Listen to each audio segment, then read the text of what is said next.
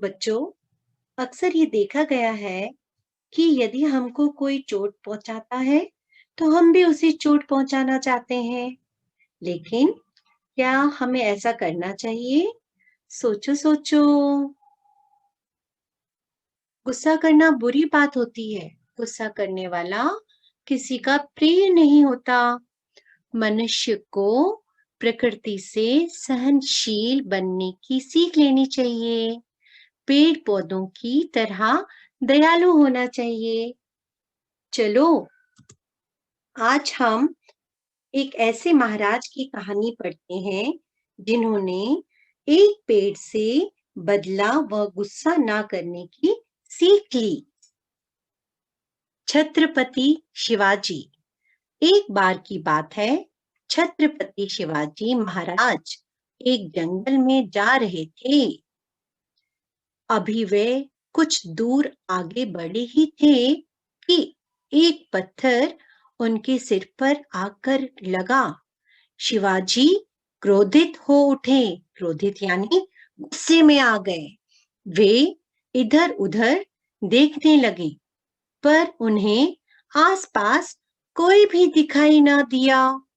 तभी पेड़ों के पीछे से एक बुढ़िया सामने आई और बोली, यह पत्थर मैंने फेंका था। आपने ऐसा क्यों किया? शिवाजी ने बुढ़िया से पूछा।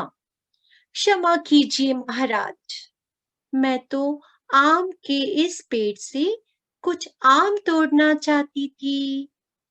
बूढ़ी होने के कारण मैं इस पेड़ पर चढ़ नहीं सकती, इसलिए पत्थर मारकर फल तोड़ रही थी। पर गलती से वह पत्थर आपको जा लगा। मेरी गलती के लिए आप मुझे जो सजा देना चाहें दे सकते हैं। बुढ़िया ने उत्तर दिया। बुढ़िया की बात सुनकर शिवाजी को गुस्सा नहीं आया, बल्कि वे यह सोचने लगे कि जब ये पेड़ पत्थर खाकर भी सहनशील और दयालु बना रह सकता है तथा मानने वाले को भी अपने मीठे फल दे सकता है, तो क्या मैं एक राजा होकर भी सहनशील और दयालु नहीं बन सकता? सहनशील यानी जिसमें सहन करने की शक्ति हो। शिवाजी ने सिपाहियों को बुलाया और बुढ़िया के लिए टोकरी भरकर आम तुड़वाए। शिवाजी ने बुढ़िया को कुछ स्वर्ण मुद्राएं भी दी। स्वर्ण यानी सोना, मुद्राएं यानी सिक्के। बुढ़िया शिवाजी महाराज को आशीर्वाद देती हुई चली गई।